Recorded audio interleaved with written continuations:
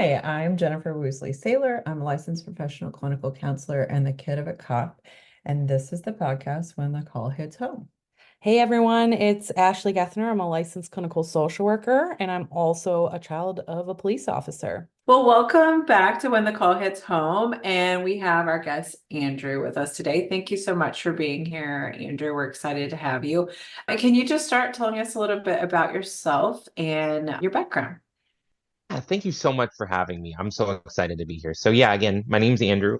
I am a licensed clinical social worker. So about me, I was diagnosed with ADHD when I was 6 years old, and I kind of just turned it into my whole thing. So I went to school for social work. I got my master's degree in social work, and I found a love for helping other people with ADHD who struggled in a similar way that I did. So I've been providing services for people with ADHD. I like to say I've read more books than any one person should in a short amount of time about ADHD, and I just love talking about it.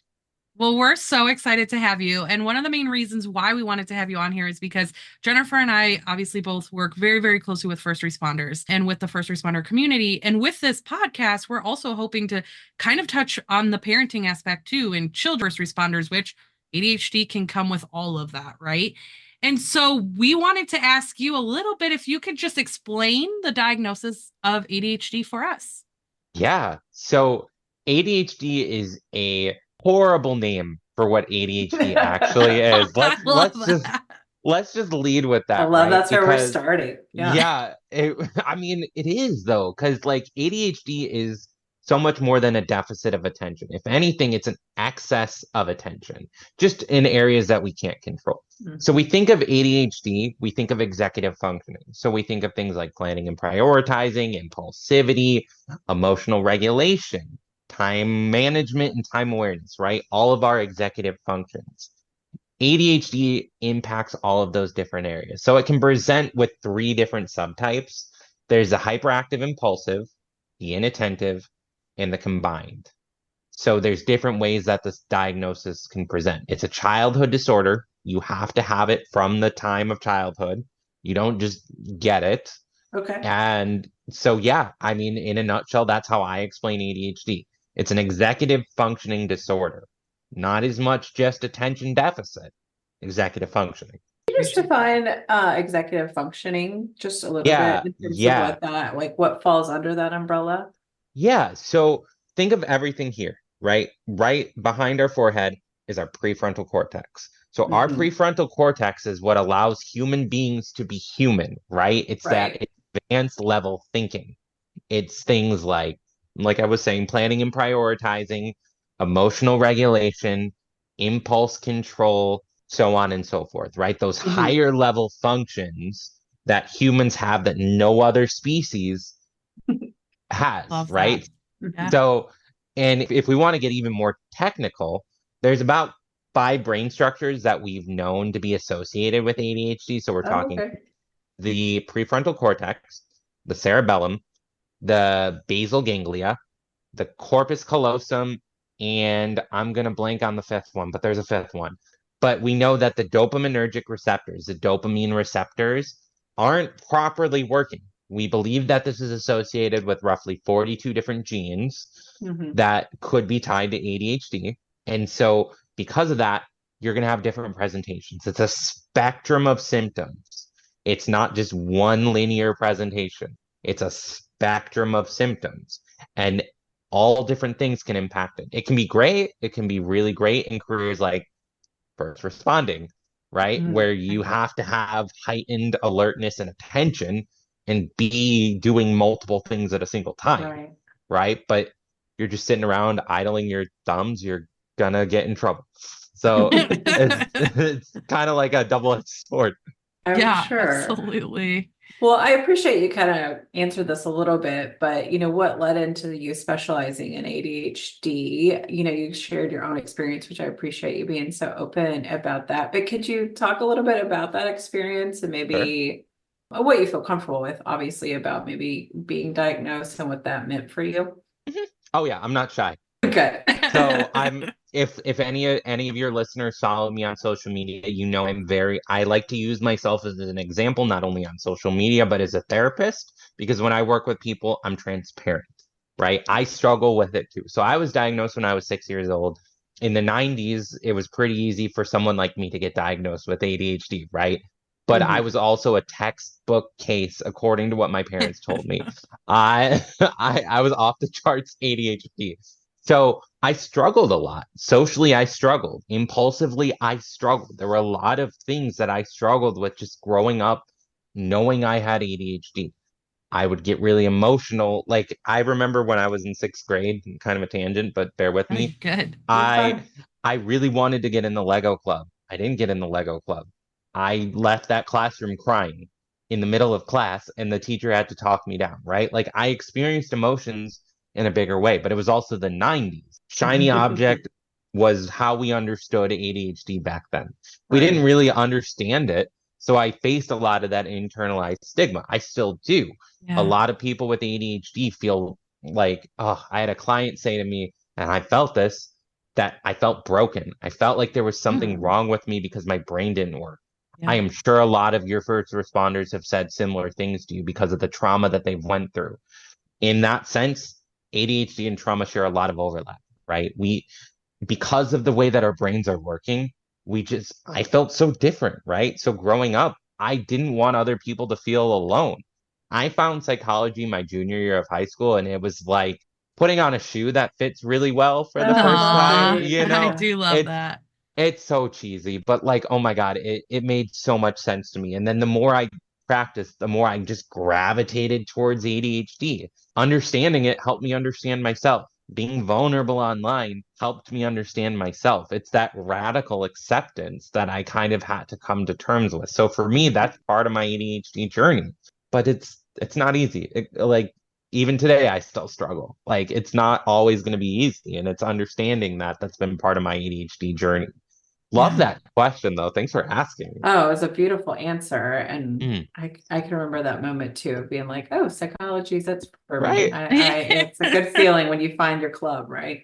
Yeah, I'm sure both of you have that similar experience because like we don't anyone who's a therapist who's listening knows that like you don't get to this because you're bored and say therapy sounds cool. That's Yeah. fun. Right. Like Exactly.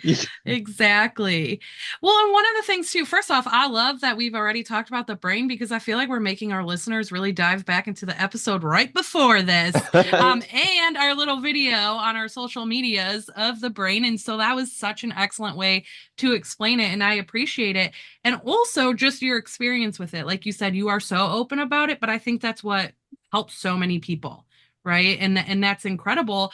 I do know with ADHD, though, there is so much misinformation that goes around. And I think it's so hard. I feel like I hear it both ways as a therapist. People are so into like, yes, ADHD, like we need to focus on it. And then I'm now hearing people with this information be like, it's overdiagnosed and it's not, it's not as valid as we think it is. And so what is some misinformation you hear about ADHD that you would want our listeners, our first responders, and their parents, right? Like of their children Yeah. who may have it as well. Like, what do you want them to know? What is some misinformation that you've heard Hmm. that you want them to know about?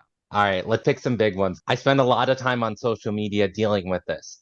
ADHD is overdiagnosed. I'll lead with the one that you said. So we know 75% of people with ADHD have not received proper diagnosis. Mm. Any mental health condition at all can be misdiagnosed, including ADHD. Right. There's certain things like, so what I recommend as a therapist, you have to rule out certain things before you get to ADHD. One chief among them is a trauma related disorder.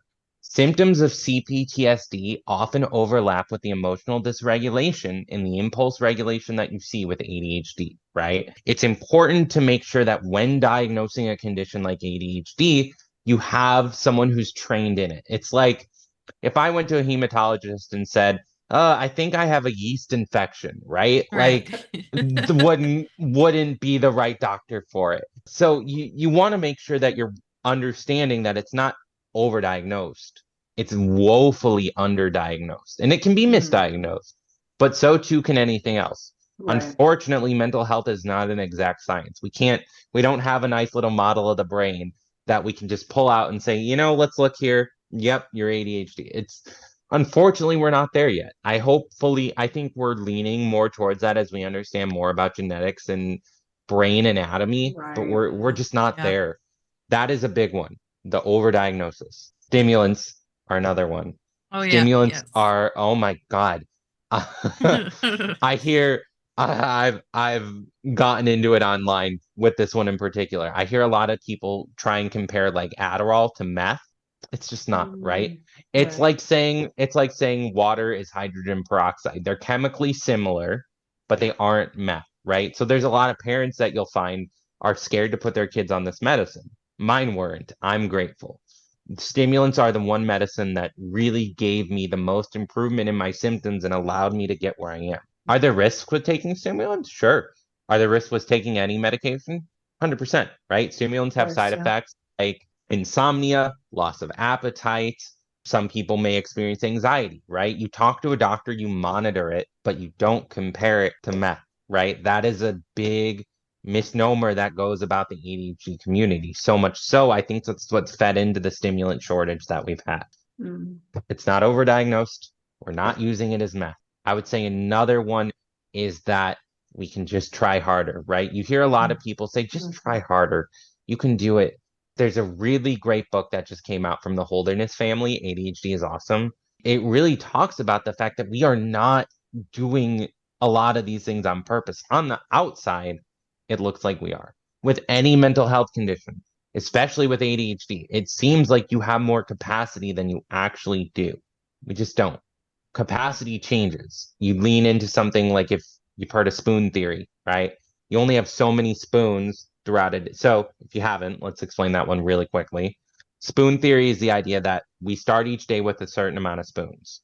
Doing certain activities uses up our spoons. So some people have more spoons to do for a certain, it takes more spoons towards another activity than it would for someone else, Mhm. right? So it's not a matter of not trying hard. It is a matter of inability. It's not an excuse, it's an explanation. That doesn't mean you get off scot-free. It means you make accommodations, but understanding that ADHD is an explanation, not an excuse. So to recap, it isn't overdiagnosed, it's underdiagnosed. We aren't meth heads. It's not for funsies. We're not we're, Not for uh, funsies, he says. no, I love it. I say that all the time. Like if we were doing this for funsies, we wouldn't miss prescription doses all the time. It's not Right. for funsies. True.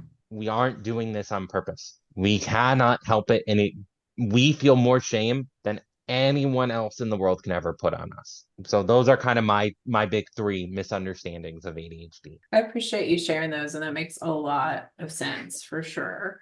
And then I just want to talk, we are here about, first responders as a Mhm. community that we serve. And I'm just wondering if like you could talk a little bit about how a high stress job can be impacted by ADHD, or even the relationship possibly with ADHD and a high stress job, or a job like first responding. Yeah, so I learned a lot about how so crisis, right? People with ADHD can really snap into focus in a crisis. We wonder why that is, right? All that Mhm. adrenaline flowing through your body, it boosts your focus, it boosts your dopamine, it helps you stay channeled and focused. For someone with like the most focused, the most neurotypical I have ever felt are in two crises in my life, one of which was when my father passed away, right? I never felt more laser focused than I was in handling that crisis. So people with Wow. ADHD can often really zone in during a crisis. So they end up being more successful in jobs where you're required to have that response. So first responders do often tend to have ADHD at a much higher rate than you see in the average population. I may be misquoting this number, so bear with me. General population, you see it roughly 4%. In first responders, you see closer to 10 to 14% of cases Wow. having ADHD, so it's more frequent. And with that, you also experience burnout. I worked with someone who's also has a neurodivergence, was a nurse in the ICU during COVID. Mhm. The trauma lingered longer. It took her longer to process that trauma. So while we do great in those environments, that trauma will linger longer. People with ADHD are 4 times more likely to develop PTSD than someone who's neurotypical. Wow. Yeah. 4 times more likely. So while it is very conducive to the way that people with ADHD work, you're also more likely to develop a trauma-related disorder. So if anyone goes into first responding with ADHD, it is so important to practice things like self-care, understanding your symptoms, understanding things like burnout, understanding things like compassion fatigue, right? Those are the things that are important for people with ADHD when getting into this line of work. But it can be really helpful and they can really thrive in this environment. You're not carrying tasks on tasks on tasks with you. You're just dealing with it and you're done. So, in my opinion, works great with a big red asterisk on it. Yeah. And I also, one of the things that I do hear a lot about why first responders get into the job is because they like that unknown. And that's what my brain just went there, is like every day is Oh, something new, yes, right? Right. Like, yes, and yes, yes. everything, there's something new that is brought out, and different kind of challenges that they do have to face. And so that connected in my brain just now while you were saying that. I was like, well, that would make sense. That, and the fact that if they're 4 times more greater to develop PTSD, but then we have 10 to 14% of our first responders who may have ADHD, right? Like, oof, there's just so much Right? overlap, which is extremely powerful here. Sorry, Jennifer, I Right. saw you had something to. No, no, no, you're fine. I was thinking that too in terms of the career and what probably appeals more to that, neurodiverse mind and not being still. I think, Andrew, you said like, oh, sitting still is not necessarily going to be a place we're going to be really successful. So that makes a lot of sense. And then I just was wondering, like, in terms of possibly unpacking a little bit of the piece of maybe it makes it harder to process like seeing something and I didn't know the connection there. Yeah, so we know the amygdala is responsible for emotional regulation, that fear center in the brain. We know that fear circuitry is haywire in both people with ADHD and people with PTSD, right? Mhm. So if our brains aren't processing emotions in the same way people with ADHD experience, and so too do people with PTSD, emotional flooding, right? You are slammed with emotions. For people with ADHD, you feel it, and then it's out of sight, out of mind. So you're not processing it. You're just like, I did this, I'm done. That's how I processed my grief with my father, right? I Mhm. thought I could steamroll it. I was so wrong.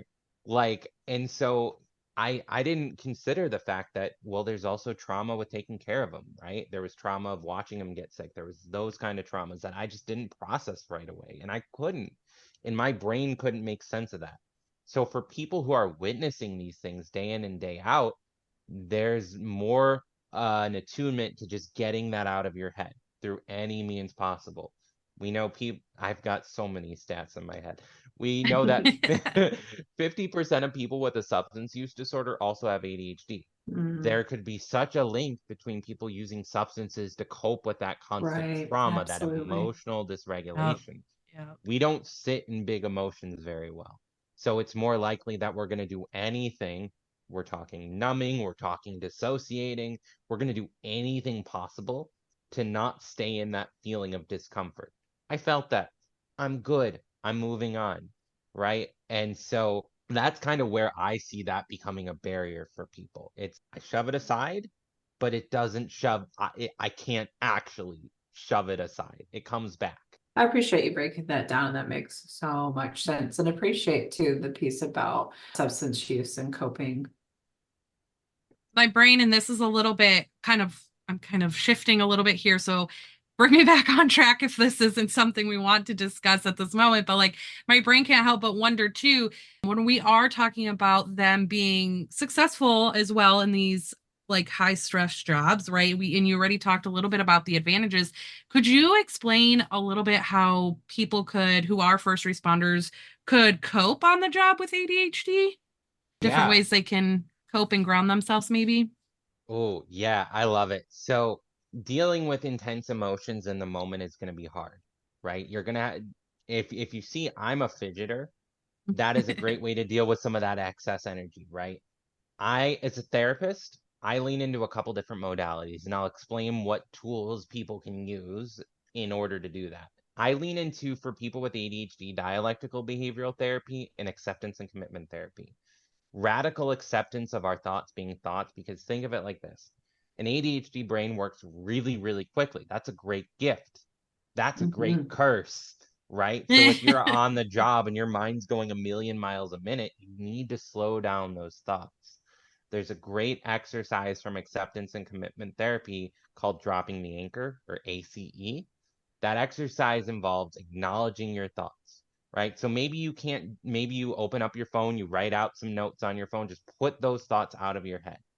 This is specifically when your thoughts are kind of spinning out of control and you can't do anything with them. Acknowledge the thought, feeling, and emotion. Then you center yourself to your body. You can do this a few different ways. Press your hands together, push your back against a chair, plant your feet on the floor.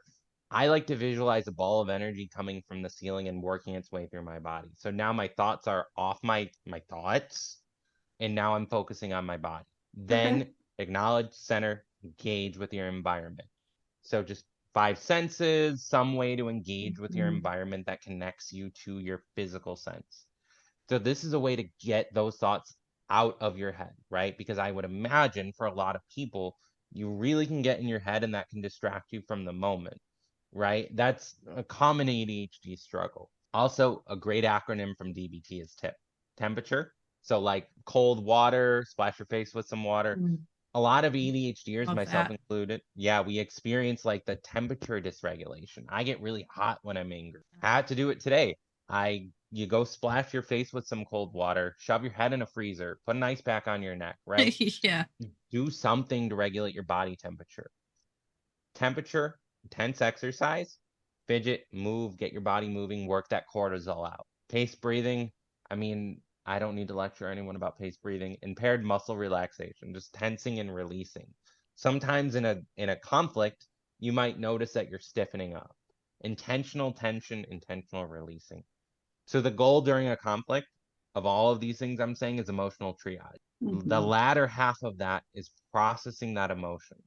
I really think it's important for people with ADHD to build in breaks for themselves, especially on the job when you can, right? That's Yeah. not always an option, but make that time and space for yourself a priority, as is positive reinforcement, right? You're going through some intense emotions, give yourself space to feel it and then process it, right? Yeah. Because I think it's so important to give yourself space to process those things that you're going through. Also, talk to people, right? It's so easy to feel isolated and alone.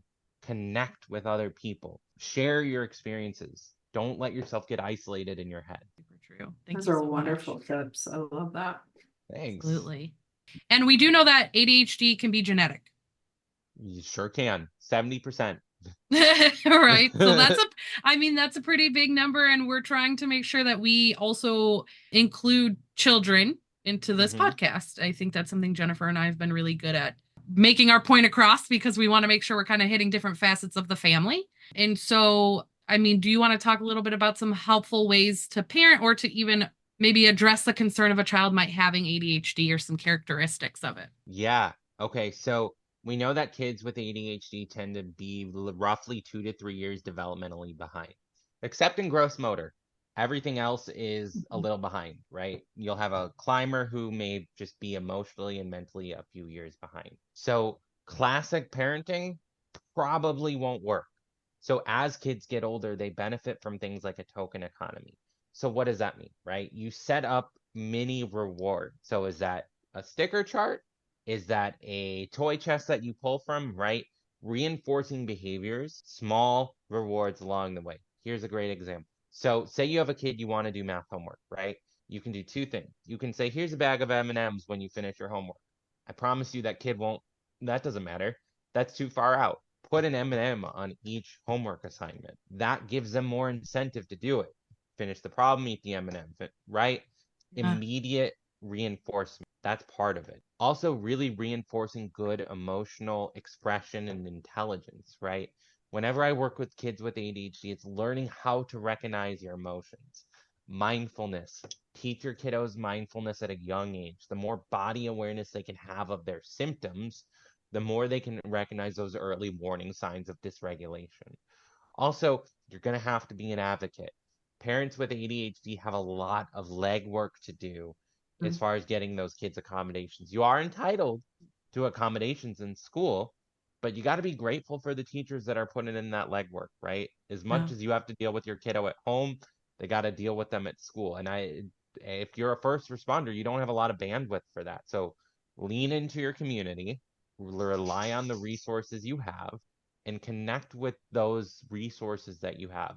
To take that just one step, like I guess before the start, and you had concerns about your child's, symptoms maybe, or like characteristics that are showing up, what would be some first steps to kind of help to diagnose or Yeah. Yeah. So, I mean, number one, talk to the teachers, right? Like you want, okay. like talk to the teachers, notice the people who see your child in all aspects of the life, right? Because what you're seeing at home may be similar or different. Then we go to like this is what I tell anyone, kiddo or adult. Look up symptoms online. We have the resources, we have the knowledge available. See if those symptoms line up with ADHD. Whether or not they can be explained by something else isn't what we're looking for right now. Start with that. Then Okay. take them to a therapist who knows ADHD. They can help you at least start breaking down, is it ADHD or is it something else? Okay. Then you can get a formal diagnosis. So formal diagnosis typically looks like you get referred.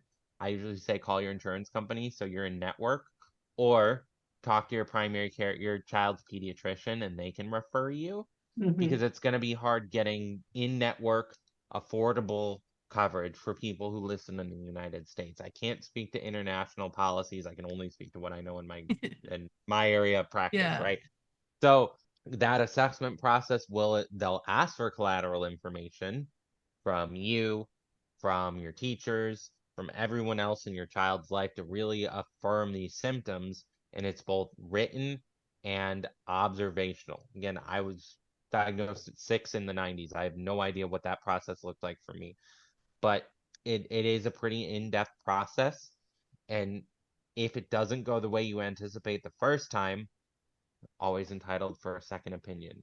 But recognize that that process can be lengthy, stressful, and difficult. But once you do get that diagnosis, that affords you leverage under the Section 504 of the Disability Act from ooh, 1970 something or other. But you're afforded rights and accommodations as well as under IEPs, right? So you have options once you get that formal diagnosis. Well, and then with that too, is there any, and especially since you're such an expert in this area, is there any certain things or characteristics that sometimes go under the radar that are ADHD, especially in kiddos? I'd say in girls and people assigned female at birth is what I notice the most. Yes, I was wondering we would talk Yeah, about that. Hmm. yeah. Okay, so you see, girls don't have that hyperactivity component in the same way. So I don't trust the data. I'm a little skeptical, right? You hear a lot of data that says girls and people assigned female at birth are on like have less hyperactivity, more inattentive. I believe and I've seen that it's more internalized, right? Mm. So someone who's more pro-social, it shows up as pro-social behaviors, or like you're really chatty, you see a lot of that people pleasing. It's more the inattentiveness symptoms, like that daydreamer, that distractibility. Those are kind of the big symptoms that I see that often fly under the radar. Or people who are intelligent, right? The amount of people who've told me I was told I'm too smart to have ADHD disgusts me. But Oh, you I hear that a hate lot, that. right? Yeah. There's and I thankfully wasn't told that, even though I would fall under that. But again, I have white male privilege. I own and acknowledge that as a white guy in the 90s, I was easily diagnosed. Not everyone had that privilege. And so you're seeing more and more people with that late diagnosis, but I think we're getting better at recognizing it now, right? You Mhm. see, like, and I know we're talking kids, but those are the people that go on to be those bulldogs in life, right? Those people that just steamroll their way through life, don't really care about what other people think, but Mhm. internally they're really struggling. Hormonal changes really play a role in this, right? So as people go through puberty, as estrogen rises and falls, you see that play a role in ADHD symptoms, right? So specifically when estrogen is lower, progesterone is higher, ADHD symptoms get worse. So you see more instances of PMDD, premenstrual dysphoric disorder, and PCOS, polycystic ovarian syndrome, in people with ADHD, right? So another indicator, if a mom has PCOS, she's more likely to have a kiddo with ADHD. I think the number is about 40%, Wow. right? Yeah. No So idea. yeah, right. You learn something new. Yeah. So you'll see it, and then also you see it in people of color. It's more treated as like conduct disorder or oppositional defiant disorder, which is a gross diagnosis Mm. in my opinion. Yeah. But right, so there's different ways that it may manifest in different populations that just gets overlooked. I appreciate that. Yeah. Sure. Extremely thorough. So that was excellent explanation of that. And with all of that said, right, that's a lot to digest. It's a lot for someone to learn and understand. How would you say that the ADHD brain, how can that impact a family or a relationship? Oh yeah. Ask my wife. Mm. Like, yeah, so like in a family or in a relationship, right? We think of it like this. Ari Tuckman wrote a book, ADHD After Dark. He said it best. It just makes problems that are already present in relationships a little worse, right? Like they're all things that can happen in a normal relationship. You forget to do chores. You need to be more micromanaged, right? So there's more stress and tension in that dynamic. Also, I know you've talked about the whole concept of like walking on eggshells. The emotional dysregulation people with ADHD experience, if left unchecked, can very much make a family feel similar in that dynamic, right? I know for me, my emotions can sometimes get out of my control. Happens enough to where I don't like it, right? I do my best, even as a therapist who understands ADHD, to remove myself, but I'm not perfect. And it's understanding that how do we dialogue about those things, right? Normalize the conversation of I am not always going to have a control over my emotions. I'm going to do my best, but I'm not perfect. Those things will come out, right? So emotional instability is a big thing I see.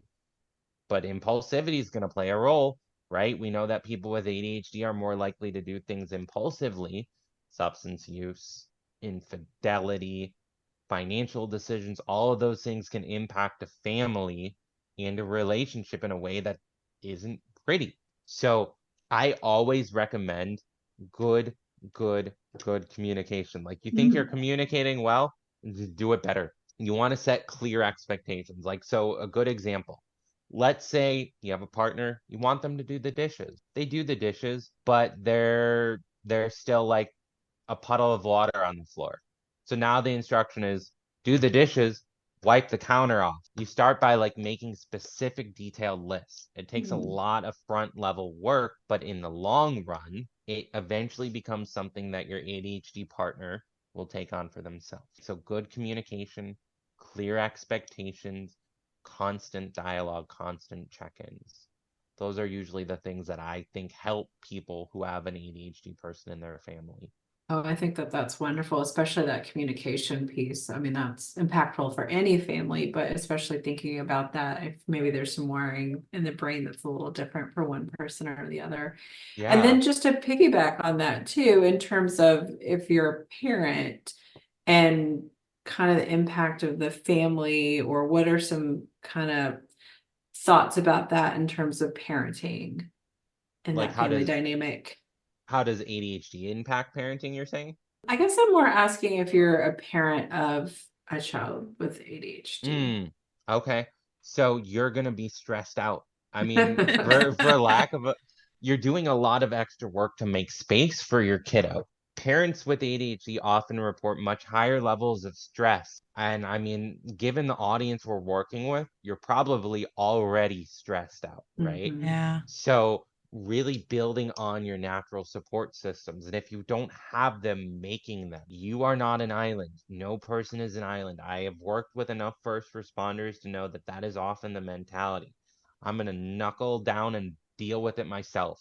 Yep. Rely on your community, rely on your resources, rely on the people around you. Acknowledge your stress too. It's the whole put your oxygen mask on before Right. other people. If you're not taking space for yourself, do that. Your partner with ADHD is very sensitive to your needs. Your person with ADHD in your life is very sensitive to your needs because they don't want to get rejected. We don't like rejection. It really physically hurts us. So we will do everything to help you, including making space for you.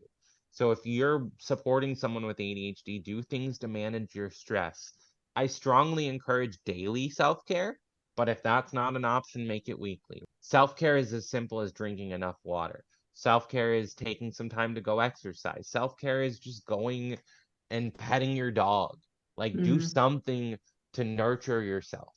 If you don't, that stress builds up and you are no good to your ADHD kiddo. You're no good to the people in your life. Self-care is so key. And for anyone too, especially for first responders, right? Like, you gotta take care of yourself.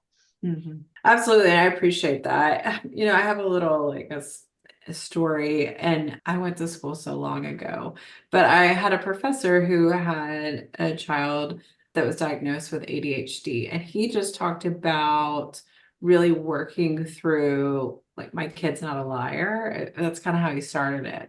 But he would say, "Hey, Katie, did you put your shoes away?" "Yeah." And he'd go see the shoes weren't put away, and he would get frustrated, and "you lied to me." And his ability to walk that back a little bit of, like, she answered a question she didn't hear. Mm-hmm. And then walking that back to, this isn't about, you not telling me the truth. And his ability to kind of, again, walk that back to say, "Look, I need your attention. And how do I get that attention to make sure you hear the question?" And things like that. I don't know why I went on that whole story, but I No, think, again, I think that sometimes I've heard that with clients and kiddos, and being, and calling anybody a liar is a pretty harsh label. And, to sometimes recognize maybe there's something else going on in the brain here, rather than your kids just wanting to be dishonest with you. yeah, well, let's point this one out, right? By the time a kiddo is the age of 12, they'll hear 20,000 more negative rejections than someone without ADHD. Oh, We internalize that so much. So a lot of it is understanding, like, how much of a priority is this thing? What am I letting go of? Learning to let go of some of your expectations is going to be inevitable. I mean, as a parent, I know that your kids aren't going to be the way that you always think they're going to be, right? yeah. You have an idea of how your kid's going to act and behave. It's not always the case, right? Right. You have a little to no control over some of those behaviors. Learning to let go of some of that control will give you a lot more emotional flexibility in those responses. And having that emotional flexibility is what allows you to give them that support, right? Kiddo with ADHD 100% will respond better to positive reinforcement, but they're also very attuned to that. And what I'm describing takes a lot of work, right? Mhm. Those Yeah. things are Yeah. not easy. I recognize that. That is why I so emphasize stress management and self-care for the caregivers of people with ADHD. That work pays off in spades. But if you do that for yourself, those arguments, those instances of are you lying to me, come far and fewer between. Hey, I noticed that you left your shoes here. So let's clarify. Did you hear the question that I asked? Right. Right? No? Right. Okay, how can we make sure that happens differently? Or what does active listening look like for us? When I ask a question, what do I need from you? Is it eyes on me? Is it like, so communicating what good Right. communication, again, what good communication really looks like? I think it Yes. was so important that you just talked about that piece of control and having to learn how with our children to let that go, because we've emphasized that. I mean, I know we've talked about that in several of our episodes now, right? Of Mhm. like our first responders, that is sometimes a struggle. And then you get into a constant struggle with your children, right? And Yeah. I think Jennifer made such a great point too of that story of maybe it's not always that they're lying. There could be something more going on, right? And Hmm. and lying to a first responder, I know at least in my world as a child of one, well, that was a no-go. So a Right? Like real bad no-go. that Yeah. was a real bad no-go. So like I do think it's important for these first responders who are parents to hear some of this and hopefully take that step back to recognize that maybe it could be something else, or maybe they already know their child does have that, but they just need that reality of like, I'm not approaching this in a way that I could be, you know? So Yeah. And like recognize that traits in one scenario do not always apply to another scenario, right? Right. My Right. wife's a great lawyer. She's really good at analyzing a situation. That does not always apply to every situation, right? Yeah. Being a first responder, it is great to be direct, blunt, and take no BS. You bring that home to a kid with ADHD, you're gonna make them defiant. I promise you that kid will rebel. Yeah. No argument. Andrew, I'm thinking that too, really hearing being much more proactive in your approach instead of being, reactive. Like again, implementing things that sounds like to be really important to kind of help with the day to day.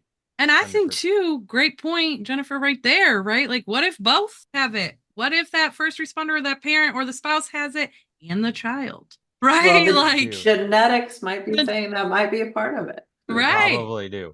One or both, like if you have a kid with ADHD, my first question is, do you think your parent has it? Like, maybe. I know my mom has raging ADHD. I know where I got mine from. Like, no question. Yeah. Yeah. It's fair. But I just Yeah, think that collaborative yeah. piece is so important. And I love that we've talked about it. And that's my thought, right? That's why I'm so open. Should I have children who have it, I want them to understand that it's okay. It's Dr. Hallowell describes it beautifully. It's like having a Ferrari engine for a brain with bicycle brakes. You just need to improve those brake systems. I love this. That is a wonderful metaphor for My sure. favorite, my favorite. Well, knowing that, sharing that your mom had that diagnosis and I don't know, and having the ability to reflect now as an adult, did you see that in terms of parenting? Is in high so when I was a kid, no. I like if I looked at it, I couldn't tell you. In hindsight, as an adult, 100%. Yeah. One of the first stories I've heard is she got too overwhelmed to change my first diaper and had to tag out. Classic overstimulation. It was probably a Yeah. sensory overload, right? Right.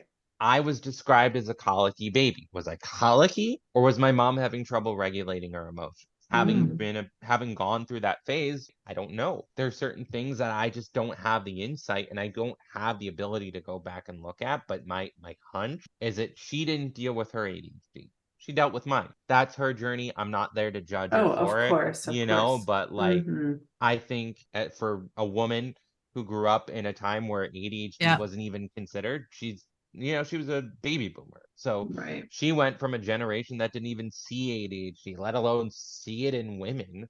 So she was just this artsy fartsy daydreamer who didn't get to deal with her ADHD. Then here I come, a raging case of ADHD, and she's turning into an advocate. I wouldn't be where Mm. I am without my mom.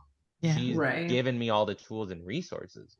She was that bulldog for Yeah. me, but never for herself. Her unmanaged ADHD gave me tools to manage my own. So yeah, like it's a both and. So like the cautionary tale that tells you is like deal with your ADHD and use that as an example to help your kiddo deal with theirs. You're going to understand what they're going through better than anyone in the world will. I understand where my mom struggles because I understand where I struggle. Yeah. And the way she struggles are very similar to the way that I struggle. You learn a lot from your parent to help your kiddo. You learn the kiddo learns right. It works together. Yeah. I Absolutely. will say, I mean, I definitely do not give parenting advice by any means. But I will say, I do think that it is very important if there's something that you want in your child to explore that for yourself, and if you are able to teach yourself that skill, our kids learn through seeing us much more than any other lecture or video we're going to show them. It's always going to be through that experience. So Oh I yeah. really appreciate you sharing that. Yeah, our kids value us so much. We are their everything at that young age, right? Yeah, Embrace that. Really yeah, embrace that. yeah. Again, you being the expert, and again, I'm so lucky that you've given us your time.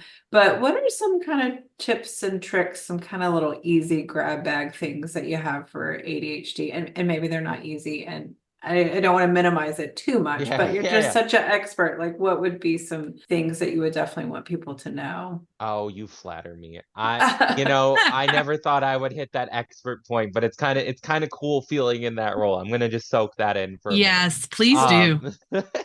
But like, I think for some quick tips, I like a method called the Pomodoro method. So the Oh yes, Pomodoro, yeah, you've heard of that one. Ah. Uh-huh. So the Pomodoro method, there's a bunch of different ways to do it. So to break it down to its nuts and bolts, it's anywhere from 20 to 30, it's a, let's call it what it is.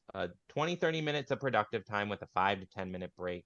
You go through like 3 to 4 sets of that with a prolonged break. There's so many different ways you can do that. Find what works for you. But this is what we also call chunking. So let's take the dishes for example, right? You do a little bit of the dishes, you take a break with a dopamine boosting activity. So this is where something called a dopamine menu can come into play. So a Okay. dopamine menu is where you list out what things provide you dopamine based on how much effort or time they take. So a starter is something that, doesn't take very long. It's under 10 minutes. So this is like go for a walk, drink some water, have some coffee. Simple. A side is something you can do in the background to make a task more enjoyable. This is fidgeting. This is a scented candle. This is listening to music or your favorite podcast. Something to do in the background while you're doing your task. Then there's a main. This is something that takes a little bit longer. So this is a hobby, a focus, a hyperfixation. This is what makes a break a productive break that restores you to go on to continue that task. Then you have your desserts. They're great, but like, don't overdo them, right? Those things that maybe cost money, maybe this is like doom scrolling on social media. This is something that you shouldn't overdo, right? So you make that menu based on those different domains. So when you're doing this chunking or this Pomodoro method, it helps break it down. One last tip I'll give, because I can give so many, is the Eisenhower matrix. It's a decision making matrix where you separate, because with ADHD, everything feels relevant. Everything feels like a 5 alarm fire that I need to respond to right away. So helping yourself break down tasks into understanding what's urgent and important, urgent, not important, not important, urgent, not important, not urgent. That takes a little trial and error. It takes a little finagling, but like understanding that from that way. So there's so many different tips. Oh, I got an extra one. A bonus one is a website called goblin.tools Oh, Okay. okay. it uses AI to break down tasks. It's Oh, free on AI. Oh yeah, all my ADHD clients love AI. So you use it to break down tasks and it gives time estimate. You can adjust the amount of peppers based on how much steps you want it to be broken down to, but recognize it's AI. It's not perfect. Time estimates are not perfect, but it gives you an idea of how to break down tasks if you struggle to break them down. But breaking down tasks is really important for ADHD, so I personally love it. Love that. Thank you so much for all of Well, that. those are Oh, all real good tips. you bet. Jennifer, did you have any other questions that you wanted to ask? I think that you shared previously, and I think Ashley has been going on and on about how amazing you are before we recorded.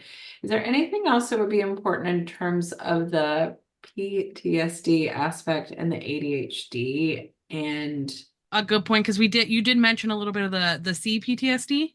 hmm Yeah. So maybe So having to break that down a little bit so everyone kind of understands it. yeah, so complex post-traumatic stress disorder. You all probably know a lot more about this than me.